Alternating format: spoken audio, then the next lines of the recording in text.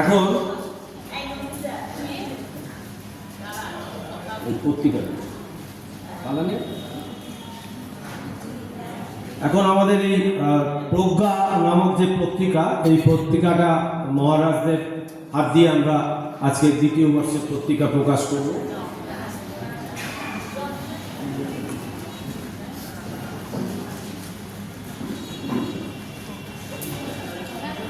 আপনারা একটু হাততালি দিয়ে বের করবেন।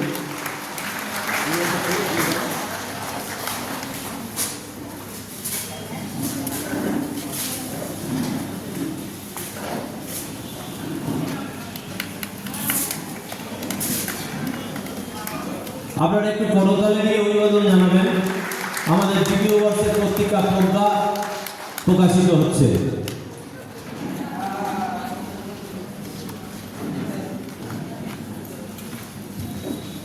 এরপর আমরা শুনব শ্রীমৎ স্বামী দুর্গানাথানন্দ মহারাজ, কল্যাণী রামকৃষ্ণ মিশনের সম্পাদক। মহারাজ এত দূর থেকে আমাদের অনুরোধে এসেছেন, আমরা কৃতজ্ঞ। এখন আহ্বান জানাচ্ছি মহারাজকে। আজকের মহারাজের বিষয় যুগাচার্য স্বামী বিবেকানন্দ, এই বিষয় উপস্থাপনা করার জন্য মহারাজ।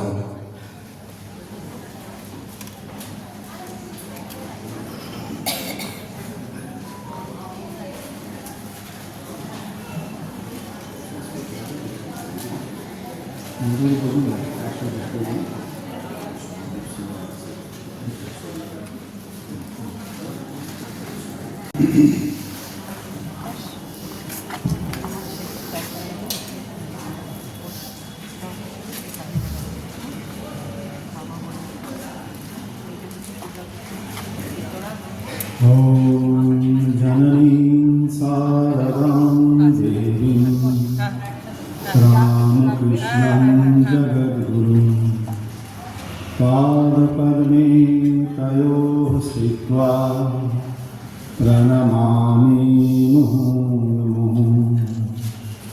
नमः श्रीयतिराजाय विवेकानन्दसूरये सच्चित् सुखस्वरूपाय स्वामिने तापहारिणे। শ্রী রামকৃষ্ণ উদ্যান কেন্দ্রের দ্বিতীয় বর্ষ ভক্ত সম্মেলনে উপস্থিত মঞ্চে বরিষ্ঠ স্বামী আত্মনাথানন্দজি মহারাজ, তাকে জানাই আমার সশ্রদ্ধ নমস্কার। শ্রীময়ী কুসুম ভট্টাচার্য, তাকে জানাই আমার সশ্রদ্ধ নমস্কার। এবং সামনে উপবিষ্ট শ্রী শ্রী ঠাকুর ও মায়ের সন্তানদের জানাই আমার সশ্রদ্ধ নমস্কার। আর এখানকার যারা ভলেন্টিয়ার, পরিচালক সমিতি, তাদের প্রত্যেককেই আমার নমস্কার। আজকের এই প্রথম স্বাগত ভাষণেই উনি সুন্দর বলে দিয়েছেন যে ভক্ত সম্মেলনের শুরু সেই ঠাকুরের সময় থেকেই। আর এই কেন্দ্রটির নাম হলো শ্রী রামকৃষ্ণ উদ্যান কেন্দ্র। যা এখন আমার উপর ভার পড়েছে স্বামী বিবেকানন্দের উদ্যান করা, আর তার বিষয়টি হলো যুগাচার্য স্বামী বিবেকানন্দ। ঠাকুর বলছেন যে যাদের দ্বারা তিনি লোকশিক্ষা দেন তারাই আচার্য। আচার্যের সংজ্ঞা দিতে গিয়ে ঠাকুর বলছেন যে যাদের দ্বারা তিনি লোকশিক্ষা দেন তারাই আচার্য। তারপরে এবার আচার্যের কতগুলো গুণ বলে দিয়েছেন। সবাই কিন্তু আচার্য হবে না। তাহলে আচার্য কাদের বলছে? আচার্য হলো কামিনী কাঞ্চন ত্যাগী। তাদের বাইরের ত্যাগ এবং ভিতরের ত্যাগ দুটোই দরকার। এই একটা কোয়ালিটি। আর বলছেন আচার্য হলেই হবে না, ঈশ্বরের আদেশ পেতে হবে। ঈশ্বরের আদেশ পেয়ে তবে সে লোকশিক্ষা দিতে হবে, তবে তিনি আচার্য। তো আমরা দেখি এই ভারতবর্ষে বহু আচার্য এসেছেন, আগে আগে অনেক আচার্য এসেছেন এবং তারা লোকশিক্ষা দিয়েছেন, বিভিন্ন বিভিন্ন কাজের জন্য এসেছেন এবং সেই সেই যুগের প্রয়োজন মতন তারা লোকশিক্ষা দিয়েছেন। তো এবারেতে শ্রী শ্রী ঠাকুর এসছেন, স্বামীজি নিজেই বলেছিলেন যে শ্রী রামকৃষ্ণের আবির্ভাবের সঙ্গে সঙ্গেই সত্য যুগের শুরু। সুতরাং সত্য, ত্রেতা, দ্বাপর, কলি এই চারটি যুগের অবসান হয়ে যাচ্ছে, এবার আবার সত্য যুগ শুরু হচ্ছে। সেই জন্য এই অবতার এসেছিলেন অনেকটা শক্তি নিয়ে এবং তার অনেক বড় মিশন নিয়ে। তিনি লোকশিক্ষা তো তিনি তো দিচ্ছেনই, তার লোকশিক্ষা দেওয়ার জন্য তিনি আবার একজন আচার্যকে নিয়ে এসছেন সঙ্গে করে। আগে আগে এক একজন আচার্য এসেই তারাই এক একজন এক এক রকম করে চলে গেছেন। শঙ্করাচার্য দেখতে পাই, মধ্বাচার্য ইত্যাদি আগে অনেক সব আচার্য আগে পেয়েছি আমরা। এবারে ঠাকুর নিজেই একজন আচার্যকে নিয়ে আসছেন, মানে লোকশিক্ষা দেওয়ার জন্যই একেবারে নিয়ে আসছেন। সবটা তার দ্বারা সম্ভব হবে না, সেই জন্য একজনকে নিয়ে আসছেন। কাকে নিয়ে আসছেন না, তিনি যেদিন নরেন ঠাকুরের সঙ্গে দেখা করতে এলো, প্রথম যেদিন গান শুনলেন সেখানে তো হয়ে গেল, তারপর থেকেই তার ভিতরের মধ্যে খালি দেখার জন্য ছটফট করছে।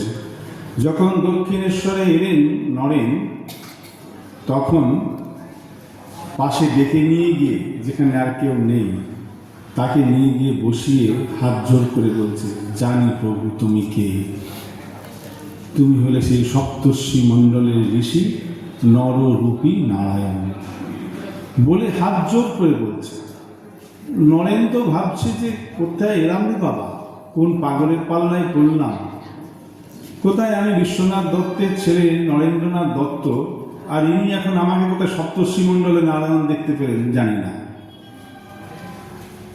পরবর্তীকালে আমরা এখন বুঝতে পারি ঠাকুর তখন কি বলেছিলেন। তো এই যে প্রথম বললেন, এরপরে ঠাকুর ওটাকে ব্যাখ্যা করেছেন। ব্যাখ্যা করে বললেন যে দেখলাম মন জ্যোতির্ময় বর্ত দিয়ে উপরে উঠে গেল, এই সমস্ত খণ্ডের ঘর ছাড়িয়ে অখণ্ডের ঘরে, যেখানেতে দেবতারাও যেতে পারে না, সেই জায়গায় চলে গেল মন। তারপর সেই জায়গায় দেখতে পেলাম শুধু জ্যোতি, সেই জ্যোতিপুঞ্জের মধ্যে 7 জন ঋষি তপস্যা করছে। আর ওই জ্যোতিপুঞ্জ, সেখান থেকেই একটা বাচ্চা শিশুর আকার ধারণ করে এই 7 জন ঋষির অন্যতমের গলা জড়িয়ে ধরে বলল, আমি যাচ্ছি, তোমায়ও যেতে হবে। সেই ঋষি মৌন সম্মতি প্রকাশ করল। তারপর নরেনকে দেখেই বুঝেছি এ সেই। তার মানে নরেন যে সপ্তর্ষি মণ্ডলের একজন ঋষি নররূপী নারায়ণ, সেটি ঠাকুর দেখেছেন, তার এই অনুভূতিও ছিল এবং তিনি ওই জ্যোতি ঘন তনু মানে হলেন সেই তিনি শ্রীরামকৃষ্ণই, তিনি এইভাবে তাকে নিয়ে এসেছেন।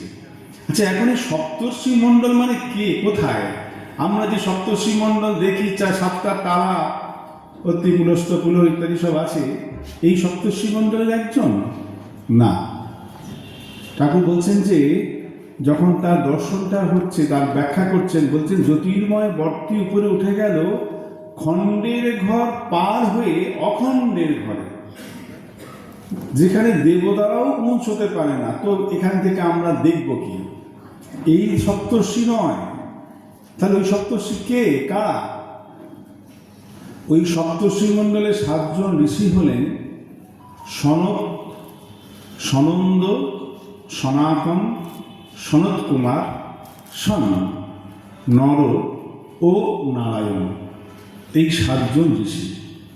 এই 7 জন ঋষির নারায়ণ ঋষি যিনি, তার গলা জড়িয়ে ধরে ঠাকুর বললেন যে আমি চাচ্ছি তোমাকেও যেতে হবে। আর তিনি মৌন সম্মতি প্রদর্শন করেছিলেন এবং পরবর্তীকালে এই সিমলায় বিশ্বনাথ দত্তের ঘরে তার জন্ম হয়েছিল। সেই ঠাকুরের সামনে এসে দাঁড়িয়ে আছে দেখে ঠাকুর বিহ্বল হয়ে গিয়ে ঠাকুর তার সামনে হাত জোর করে বলছেন, জানি প্রভু তুমি কে, সেই সপ্তর্ষি মণ্ডলের ঋষি নররূপী নারায়ণ। মানে তুমি হলে সেই নারায়ণ ঋষি, এখন নররূপ ধরে আমার সামনে রয়েছ, সেই তোমাকে প্রণাম করছি। এই হলো স্বামী বিবেকানন্দের পরিচয়, এটি ঠাকুরের দিক থেকে। আর অন্যদিকে তার মা ভুবনেশ্বরী দেবী, তিনি কাশীতে বীরেশ্বর শিবের কাছে মানত করলেন যে সুসন্তানের জন্য, আর তারপরেই তারই প্রসাদে এই নরেনের জন্ম। তাই জন্য তার নাম রাখা হলো বিলে। পরবর্তীকালে আমরা দেখতে পাই নরেন যে শিবের অবতার বা শিবের অংশে তার জন্ম, এই সম্বন্ধে অনেক কথা হয়েছে। মহাপুরুষ মহারাজ শুয়ে আছেন বর্ণনগর মঠে, পাশে নরেনের বিছানা, তো মশারি খাটানো আছে, তিনি দেখছেন ছোট্ট ছোট্ট শিবের মতন সব তাকে ঘিরে ঘিরে ঘুরছে, বটুক ভৈরব। এরকম বহু উদাহরণ আছে স্বামীজি সম্বন্ধে। ঠাকুর নিজে বলছেন, কেউ স্বামীজির সম্বন্ধে কোনো খারাপ কথা বলতে পারে এখান থেকে শিবজি রেখে সরা, এখানে গঙ্গা জল দিয়ে শিব নিন্দা করেছে। স্বামীজি যে শিব, স্বয়ং শিব, সেই কথা বলছে। তো এই হলো স্বামী বিবেকানন্দ। তিনি এই যুগের জন্য আচার্যের কাজ করার জন্য তাকে এখানে নিয়ে আসা হয়েছে। শ্রী শ্রী ঠাকুর স্বয়ং তাকে নিয়ে এসেছেন। এই যুগের লোকশিক্ষা দেবার জন্য তাকে নিয়ে আসা হয়েছে বলেই তিনি হলেন যুগাচার্য।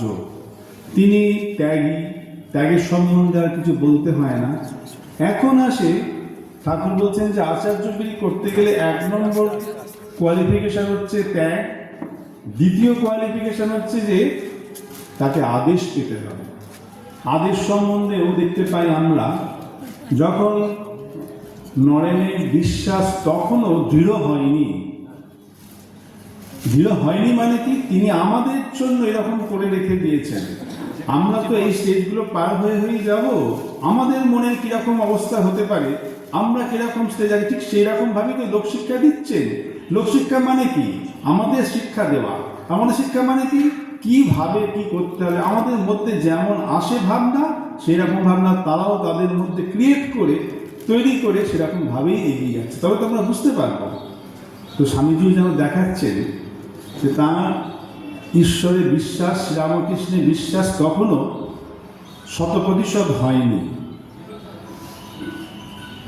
শেষকালে যখন ঠাকুর বললেন এই ক্যান্সারের রোগ নিয়ে, যন্ত্রণা নিয়ে, যে এখনো অবিশ্বাস, যে রাম যে কৃষ্ণ, সেই ইদানিং এই দেহে রামকৃষ্ণ, তখন সে বিশ্বাস করল। তাও বিশ্বাস হয়েছে এটা আমরা জানবো কি করে? তারপরেই দেখা যায় ঠাকুরের এই পুঁজ রক্ত মেশানো গয়ের উঠছে, কাশছেন তো খুব, এমন ক্যান্সারের অবস্থা যে এখান দিয়ে মুখ দিয়ে খেলে এখান দিয়ে গলা দিয়ে বেরিয়ে যায়, এত কাশছেন, রক্ত পুঁজ এইসব বেরোচ্ছে, সেই সব পিকদানিতে ফেলছেন। একদিন ভক্তির আতিশ হচ্ছে, সেটাকেই তিনি খেয়ে নিলেন। বোঝা যায় তখন যে এইবার শ্রীরামকৃষ্ণের প্রতি তার বিশ্বাসের সম্পূর্ণতা এসেছে। তারপরে বললেন যে তুই কি চাস?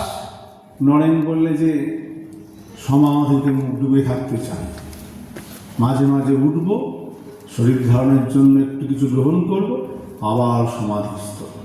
ঠাকুর বললেন সে কি রে, মানে কথাটা হচ্ছে, তোকে কি ওইখান থেকে নিয়ে এসছি এই জন্য তুই এখানে সমাধিতে ডুবে থাকবি?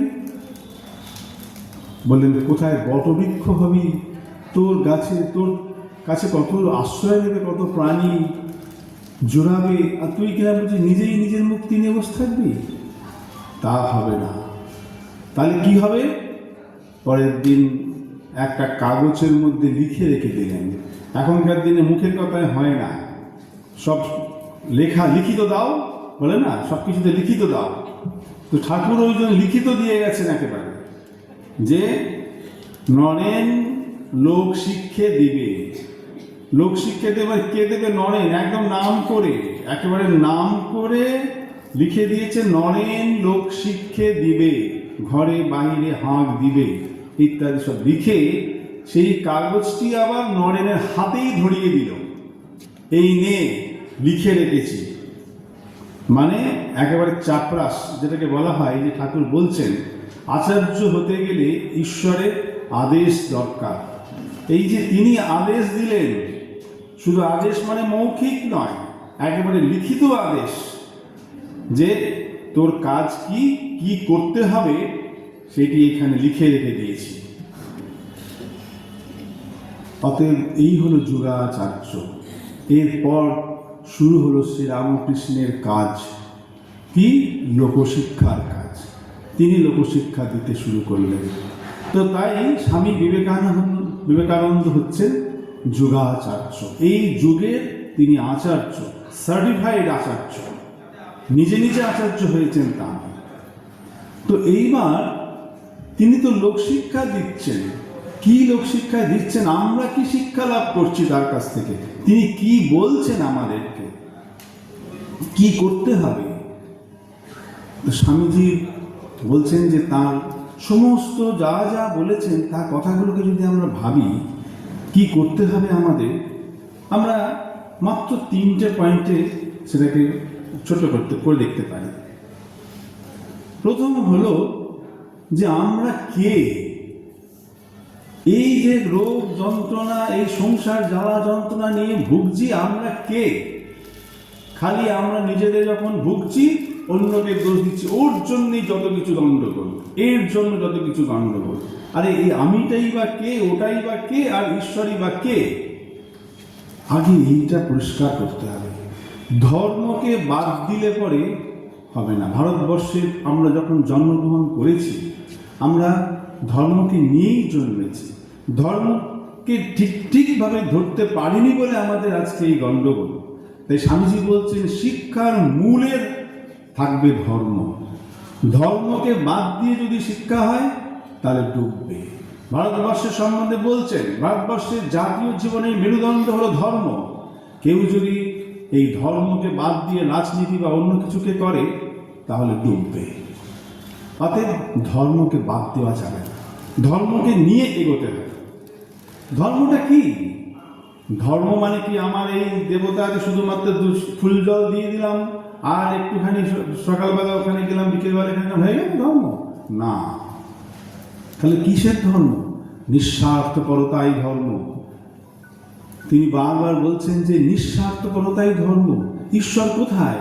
তিনি কি একজন বাইরে বসে আছেন একটা জায়গার মধ্যে?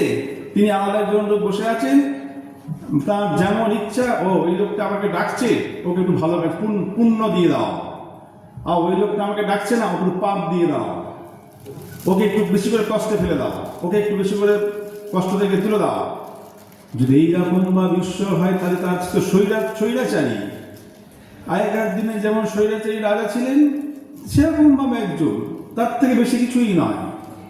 এই ঈশ্বর না। তাহলে কে?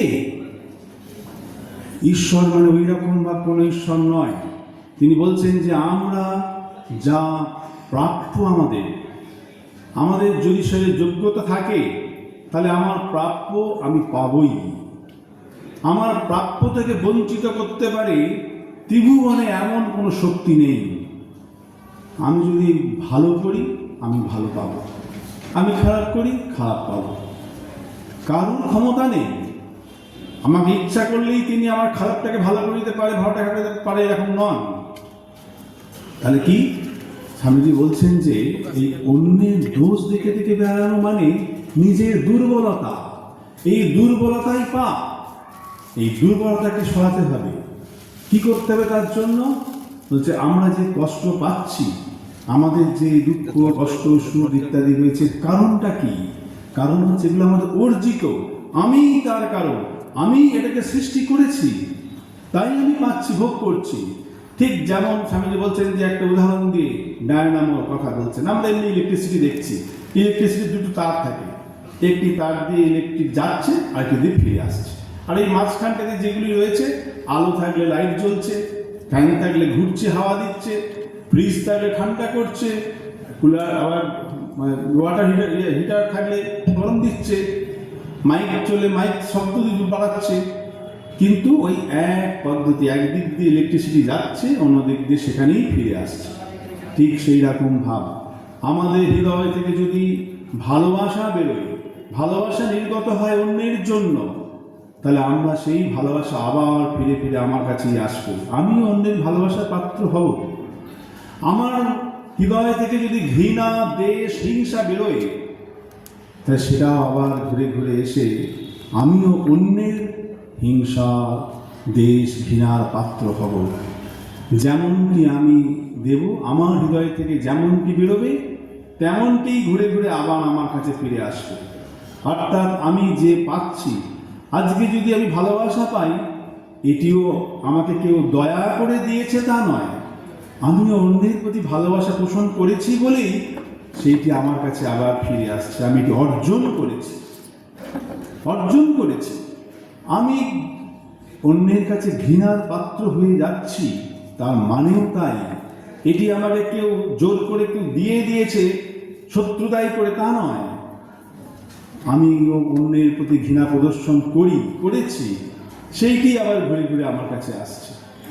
তাই স্বামীজি বলছেন যা কিছু পাই এগুলি আমরা অর্জন করি। সুতরাং অন্যের প্রতি দোষ দিয়ে কি হবে? অন্যের প্রতি দোষ দিয়ে আমরা আমাদের দুর্বলতাকে আরো বাড়াচ্ছি। ওই জন্য অন্যের প্রতি দোষ নয়, অন্যের প্রতি ভালোবাসা। তাই স্বামীজি বলছেন পরার্থপরতাই হলো ঈশ্বর। ঈশ্বর মানে কি? তিনি সব সময়তে নিঃস্বার্থপর, তিনি তার কর্ম কোনো কিছু দরকার নেই। গীতায় ভগবান বলছেন যে আমি কোনো কিছু লাভের জন্য, কোনো কিছু চাওয়ার জন্য কর্ম করি না, কর্ম করার আমার কোনো প্রয়োজন নেই, তবু কর্ম করে যায়। নিঃস্বার্থভাবে কর্ম করতে হবে। এই নিঃস্বার্থপরতাই হলো ঈশ্বর। স্বামীজি বারবার আমাদের শেখাচ্ছেন। প্রথম হলো আমাদের মধ্যে রয়েছে এই শরীর নয়, মন নয়, আমার মধ্যে এক সত্তা রয়েছে। সেই সত্তা কি? সেটি হলো সেই আত্মা, সেই ব্রহ্ম। সেই প্রত্যেকটি জীবের মধ্যে, প্রত্যেকটি মানুষের মধ্যে সেই এক আত্মা, প্রত্যেকের মধ্যেই রয়েছে সেই অনন্ত শক্তি, সেই এক আত্মা, সেই তিনি সবের মধ্যে রয়েছে। এক ঈশ্বর সর্বঘটে বিরাজ করছেন। আমাদের যে কনসিয়াসনেস, সেটাই তো তিনি সর্বভূতে রয়েছেন। অতএব আমার মধ্যে একজন, ওর মধ্যে একজন আলাদা তা নয়, সে এক কনসিয়াসনেস। বলছেন যে আমার মিশন, এক কথায় বলতে গেলে প্রত্যেকটি মানুষের মধ্যে দেবত্ব জাগরণই হলো আমার প্রধান মিশন। এইটি আমার প্রধান উদ্দেশ্য। প্রত্যেক মানুষের মধ্যে দেবত্বকে জাগ্রত করতে হবে। এইটি স্বামীজি প্রথম বলছেন এক। দ্বিতীয় হলো কি? যদি প্রত্যেকের মধ্যে সেই দেবতাই থাকে, সেই নারায়ণই যদি প্রত্যেকের মধ্যে থাকে, তাহলে কাকে দোষ দেব? আমরা যখন খেতে খেতে গালটা কামড়ে ফেললাম, তখন দাঁত দিয়ে তো গালটাকে কামড়ালাম, তাহলে এখন গালটা কামড়ে ফেললাম, রক্ত বেরোচ্ছে, খুব লাগছে, দাঁতটাকে ভেঙে দিই। তা কি করি? দাঁতটাকে ভাঙি না। কেন না? দাঁতটাকে ভাঙলে আবার খেতে অসুবিধা হয়ে যাবে, আমারই ক্ষতি হবে। গালটা কামড়েছে, গালটাও আমার, দাঁতটাও আমার, তাই গালটা কামড়েছি, অসাবধানে হয়ে গেছে, সাবধানে খেতে হবে, এই তো বলি। ঠিক সেই রকম ভাব প্রত্যেকের মধ্যে যদি সেই একই দেবতা থাকে, একই সেই নারায়ণ থাকে, তাহলে পরে আর কার দোষ দেখাবো? মা যেমন ছেলেদের মধ্যে কয়েক তিনটে ছেলে, তার দোষ দেখতে পায় না। কেন না? ও আমার ছেলে, সেটা আমারই নিজে, ও একটু ভুল করে ফেলেছে, ঠিক করে করতে হবে। তা এই প্রথম হলো যে দোষ দেখা যাবে না, আর নিঃস্বার্থপর হতে হবে। যত নিঃস্বার্থপর হওয়া যাবে, তত সুখ, তত শান্তি। আর যত আমরা চাইব তত দুঃখ। তাই স্বামীজি বলছেন, দাতার আসন গ্রহণ করো। ভিক্ষুকের শান্তি কোথায়? ভিক্ষুকে কি কোনদিন শান্তি আছে? তাদের কি বা বলো সুখ? আমরা সবসময় চাইছি, চাই মানে কি? ভিক্ষা চাইছি, আমাকে একটু এটা দাও, যদি এটা পাই। অন্যের কাছে আমরা চাইছি যে আমাকে প্রতিষ্ঠা দিক, আমার নাম করুক, আমার একটু যশ, আমার একটু থ্যাংক ইউ জানালো না, এটা করলাম আমাকে থ্যাংক ইউ জানালো না, এই আমাকে এটা কিছু বললো না, এই চাইছি, খালি চাওয়া। চাওয়া মানে কি? ভিক্ষুকের আসন। ভিক্ষুকের আসন নয়, দাতার স্থান গ্রহণ করো। ভিক্ষুকের কোনোদিন শান্তি হতে পারে না। যতদিন আমরা ভিক্ষুক হয়ে থাকব ততদিন শান্তি নেই, ততদিন অন্যের কৃপার পাত্র হয়ে বসে থাকতে হবে। যদি আমাকে একটু সম্মান দেয় তাহলে বলে, হ্যাঁ বাহ ঠিক আছে, আমাদের তুমি খুব ভালো লোক, সম্মান দিয়েছে একটুখানি। আর যদি একটুখানি অন্যরকম কিছু বলে তাহলে তুমি দুষ্টু, তোমার যত গণ্ডগোল ইত্যাদি ইত্যাদি। লেগে গেলাম, আমার মন খারাপ, কোনো কিছু হচ্ছে না, চারদিকে সব উল্টোপাল্টা হয়ে যাচ্ছে, নিজের মন খারাপ হয়ে নিজের কাজটাও ঠিকমতো করতে পারি না, তারপরে নিজের শরীরেরও খারাপ হতে থাকে। আশা করা মানেই এই। তাই স্বামীজি বলছেন যে কোনো কিছু চেয়েও না, কোনো কিছু চেয়েও না, যা আছে দাও, দাও দাও ফিরে নাহি চাও। বলছি শুধু দিয়ে যাও। কি দেব? টাকা পয়সা না, যা আছে তোমার তাই দাও। একটু ভালোবাসা তো দিতে পারি, একটা মানুষকে একটু ভালো কথা তো বলতে পারি, এটাও তো দেওয়া। একটা মানুষকে একটু সাহায্য করতে পারি, যেভাবে হোক। যদি একজনকে তুমি সাহায্য করা যায়, তারপরে তাতে যে দেওয়ার যে আনন্দ, সেই আনন্দ পেয়ে হয় না। পাওয়ার আনন্দ ক্ষণিকে। আমি একটা কোনো জিনিস পেতে চাই, তখন বললাম যে এটা আমার পেলে খুব ভালো হতো, যতক্ষণ না পাচ্ছি মনের মধ্যে কষ্ট। এটা কী করে পাওয়া যায়? পেলাম না বলে দুঃখ। পাওয়ার চেষ্টা করছি, অন্যজন সেখানে বাধা দিল, ব্যাস তার উপর রাগ হয়ে গেল, ওই ব্যাটা আমাকে পেতে দিল না, ওটাকে সরাতে হবে এখান থেকে, রাগ। যদিও বা পেলাম, যতটা চেয়েছিলাম ততটা পেলাম না বলে দুঃখ। ওহ, এইটুকু হলো, আর একটু বেশি হলে ভালো হতো। হয়তো সবটাই পেলাম, তারপরেও দুঃখ। বলছে এক্ষুনি যদি হারিয়ে ফেলি, যদি করে নিয়ে নেয়, তার জন্য দুঃখ, হারানোর দুঃখ। তাও পেয়ে গেলেও কতক্ষণ সময় রসগোল্লা খাবো করতে করতে রসগোল্লাটা যেই মুখে ফেলে দিলাম, এই অব্দি, ব্যাস তার ঠক করে দিয়ে ফেলাম, তার কোনো কিছু স্বাদ নেই, সব শেষ। এইটুকু মিষ্টি লাগলো, বেশ ভালো লাগলো খেতে। সেই গল্পে আছে না, বাচ্চা ছেলে রসগোল্লা দিয়েছে, রসগোল্লাটা অনেকগুলো রসগোল্লা আছে, খাবো করছিল, এক হাঁড়ি রসগোল্লা দিয়েছে, একটা করে খাচ্ছে খুব আনন্দ, আবার একটা খাচ্ছে খুব আনন্দ, তারপরে কাঁদতে শুরু করেছে। তো কী হলো রে? রসগোল্লার জন্যে কাঁদছি, এখন তো রসগোল্লা তোকে দিলাম, তো তুই এখন কাঁদছিস কেন? শেষ হয়ে যাচ্ছে বলে তার কান্না, দুঃখ। অর্থাৎ আমাদের দুঃখ আছেই। শুনতে পাচ্ছেন? হ্যাঁ, শুনতে পাচ্ছি। আমার মাইক গলা তো। তো সুতরাং এই চাওয়া মানেই দুঃখ, চাইলেই দুঃখ। অতএব তাই বলছেন যে কিছু চেয়েও না, দাও। প্রথম কথা হলো নিঃস্বার্থপরতা, আর দ্বিতীয় হলো দাও। স্বার্থ নিজের জন্য নয়, অন্যের জন্য। যার জীবন অন্যের জন্য, সেই বেঁচে থাকে, সেই হলো পুরুষ, সেই হলো মানুষ। আর 3 নম্বর পয়েন্ট হচ্ছে, একটা হলো দেবত্ব, অর্থাৎ আমরা আমাদের মধ্যে সেই আত্মা রয়েছে, আমরা শরীর নয়, মন নই, কখনো কারোর দোষ দেখা যাবে না, সকলের মধ্যে সেই তিনিই আছেন, এই এক আত্মা সকলের মধ্যে বিরাজ করছেন, এটি এক প্রথম কথা। দ্বিতীয় হলো নিঃস্বার্থপরতায় ঈশ্বর, অর্থাৎ নিঃস্বার্থপর হতে হবে, আর অন্যের সেবা করতে হবে। তৃতীয় হলো যে চাওয়া নয়, আমি কিছু চাই না, আমি দিতে চাই, আমি দাতা হতে চাই। কিছু না, যে যা পারি, যদি একটু ভালো ব্যবহার হয় তাই দিই, যদি যদি আমার কিছু সম্বল থাকে, স্বামীজি বলতেন যা কিছু আছে সম্বল তাই থেকেই তুমি দাও। এই দেওয়া দাতার আসন গ্রহণ করতে বলছেন। আর আমরা ওই জন্যে একটা এই শান্তি পাওয়ার জন্য আমরা কিন্তু শুরু করেছি, সেটা হলো মাইকে বলি সবাইকে শুনতে হবে।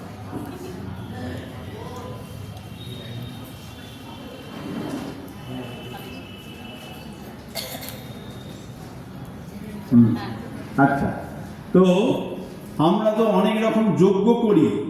এই যে আগে আমাদের স্বাগত ভাষণের সময় বলেছেন সেবা যজ্ঞের কথা।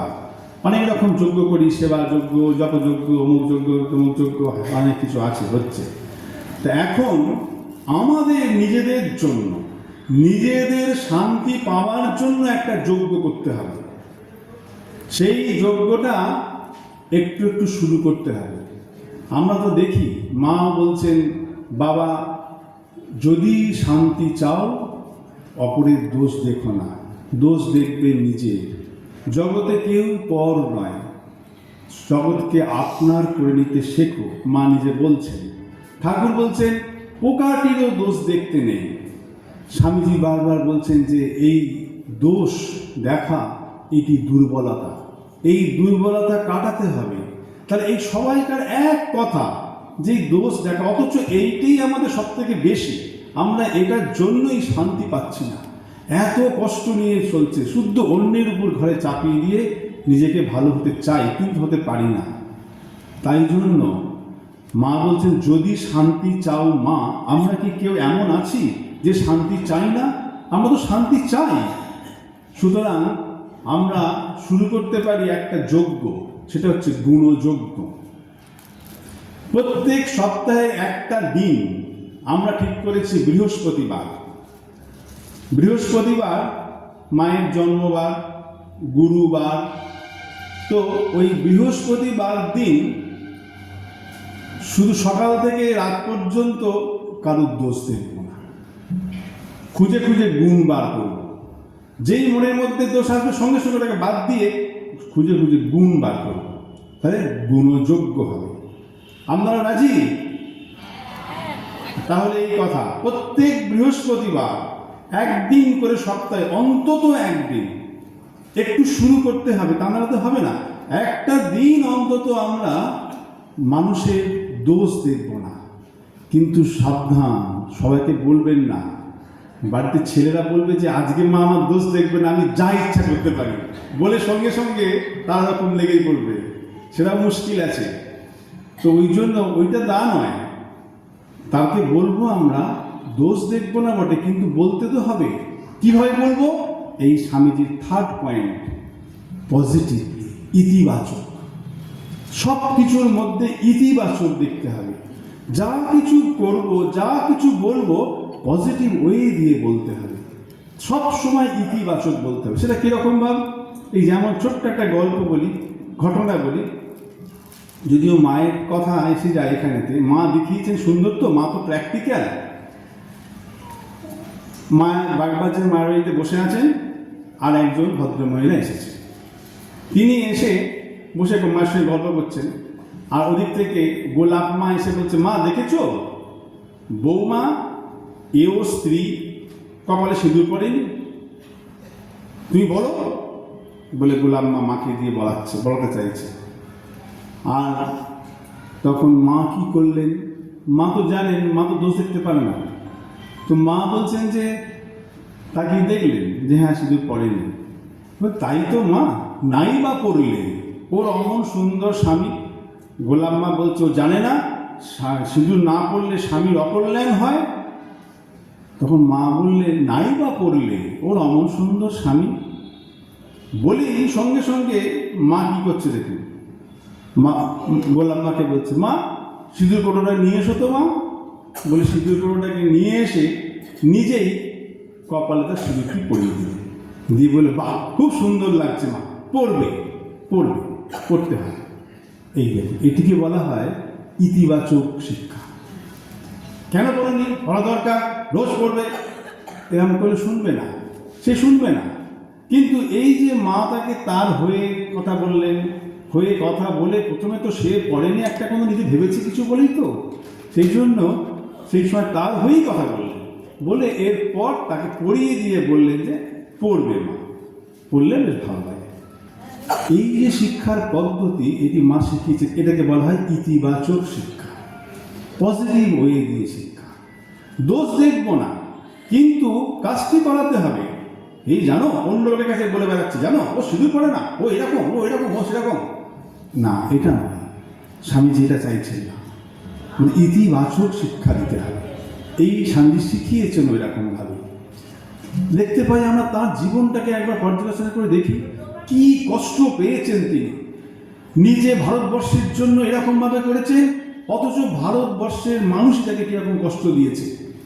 গুরু ভাইদেরও তারাও অনেক সময় না বুঝে অনেক কষ্ট দিয়ে ফেলেছেন। স্বামীজি কোনো সময় একবারের তরেও বলেছেন যে ও আমাকে এই কষ্ট দিল কেন, ও দিল অমুক তমুক, একবার কোনো সময়ের জন্য কিচ্ছু বলেন না। চুপচাপ তিনি সহ্য করে গেছেন, আর অথচ তাকে ইতিবাচক শিক্ষা দিয়েছে। কাউকে ত্যাগ করেননি, সকলকে নিয়েই চলেছেন। অথচ এই স্বামীজি নিজের জীবন দিয়ে দেখিয়ে দিয়েছেন। এই হলো আচার্যের কাজ। আচার্য মানে কি? নিজে আচরণ করে দেখাচ্ছেন, আবার বলছেন। নিজের আচরণটা তার কথার সঙ্গে অন্যরকমের নয়, একই। তো এই রকম ভাব ইতিবাচক শিক্ষা দিতে হবে। অর্থাৎ আমাদের তৃতীয় হলো ইতিবাচক শিক্ষা। তার তিনটে আমরা কি দেখলাম? প্রথম হলো মানুষের মধ্যে, প্রত্যেকের মধ্যে আমাদের সেই এক আত্মা রয়েছে। অতএব নিজেরা আমরা কেউ ছোট নই, আমাদের মধ্যে সেই অনন্ত ক্ষমতা রয়েছে। সেই এক আত্মায় শরীর নয়, মন নয়, বুদ্ধি নয়, আমি হলাম সেই আত্মা। শরীরের জন্ম যখন হয়েছে তখন এই শরীর দুঃখ মানে রোগ টোগ হবে, জড়া হবে এবং শরীর চলেও যাবে, আবার শরীর ধারণ হয়। তো শরীরের এরকম ভাবেই, সুতরাং শরীর আমি নয়, মন আমি নয়, বুদ্ধি নয়, আমার মধ্যে দেবত্ব যেটা আছে তাকে জাগাতে হবে। তাহলে পরে যে যে কাজ করছি সেই কাজই আরো অনেক ভালো হবে। এই এক। দ্বিতীয় হলো নিঃস্বার্থপর হতে হবে। নিঃস্বার্থপর হলে পরেই আনন্দ, নিঃস্বার্থপর হলে পরেই শান্তি।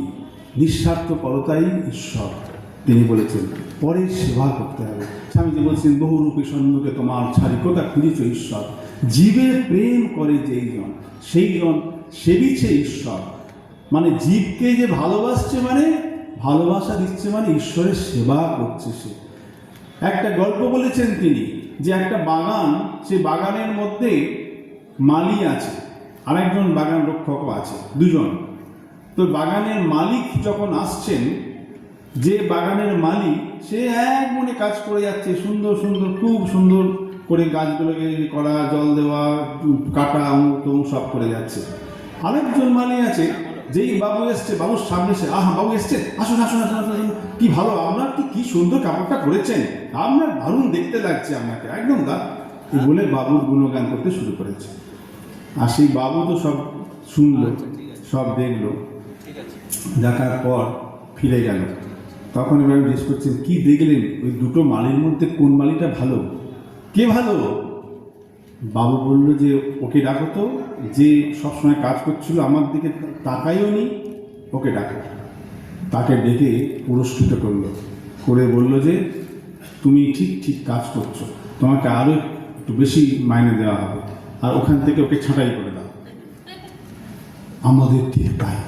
ভগবানকে নিয়ে আহা, ভগবানের এই সুন্দর সাজাচ্ছি, করছি, এ করছি, সে করছি, পুজো করছি, তাকে এই জল দিয়ে পয়সা দিচ্ছি, এটা ওটা খাবার দিচ্ছি, আর নিজে খাচ্ছি, ওই ভগবানের সেবা হয়ে গেল। আর অন্য মানুষটাকে এখান থেকে দূর হ, এখান থেকে চলে যা, এতে ভগবান সন্তুষ্ট হন না। স্বামীজি বলছেন যে যে তাঁর ছেলেকে ভালোবাসে, সে তার ভালোবাসা পায়। আজকে যদি আমি, মায়েরা সব যাচ্ছে, বাচ্চা ছেলেকে নিয়ে যাচ্ছে, একটা লোক যদি বাচ্চাটাকে কোনো রকমভাবে অপমান করে বা ওকে কোনোভাবে খারাপ করে, তাহলে কি মায়ের ভালো লাগবে? মায়ের ভালো লাগবে? মা কি তাকে মেনে নেবে? পারবে না। ঠিক সেরকম, কেন? তার সন্তান, আমরা প্রত্যেকেই হলাম ঈশ্বরের সন্তান। তাই স্বামীজি বলছেন যে তার কথা মতন চলা, তিনি যেমন বলেছেন তার কথা মতন চলা, এবং তার সন্তানদের ভালোবাসা, তার সন্তানদের সেবা করা, তাতে তাঁরই সেবা হয়। তাই স্বামীজি বলছে নিঃস্বার্থপর হও, পরার্থপরতা। নিঃস্বার্থপরতা হবে আমার কিছু চাই না, আমি গীতে দেওয়ার জন্য বস্তু যেটুকুনে আমার আছে সেটুকু আমি দেব। যা আমার পাওয়ার সেটা তো আমি অর্জন করেই আছি, আমি তো পাবোই, ওর জন্য আমাকে বেশ কিছু করতে হবে না, সে আসবে আপনি আপনি। আর দেওয়া, এই হলো দ্বিতীয় পয়েন্ট। আর তৃতীয় হলো পজিটিভিটি, সব সময় ইতিবাচক ইতিবাচক কথা বলতে হবে। দোষ কারণ নয়, দোষ দেখিয়ে লাভ নেই। একজন মানুষ যে আজকে খারাপ আছে কালকে সে ভালো হতে পারে। আমি আজকে নিজেকে ভালো মনে করছি, আমার দ্বারাও অনেক খারাপ কাজ হয়ে যেতে পারে। চল বারবার বারবার যদি অন্যের দোষ দেখি, সেই দোষটি আমার ঘরে এসে হাজির হবে, তবে আমি সেই দোষের ভাগিদার হব। তাই জন্য দোষ দেখা নয়। আমরা এখন থেকে প্রত্যেক সপ্তাহে বৃহস্পতিবার একদিন অন্তত কারোর দোষ দেখব না।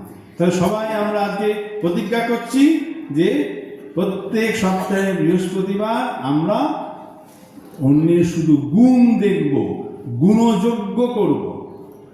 ঠিক আছে, গুণযোগ্য করব। আর এই আজকে এই পর্যন্তই। সকলকে আমার আবার সশ্রদ্ধ নমস্কার জানিয়ে মঞ্চে উপবিষ্ট সজ্জনদের এবং এখানকার কর্তৃপক্ষ এবং আপনাদের প্রত্যেককে আমার সশ্রদ্ধ নমস্কার জানিয়ে শেষ করি। ওম শান্তি শান্তি শান্তি। হরি ওম তৎসৎ। শ্রীরামকৃষ্ণার্পণমস্তু।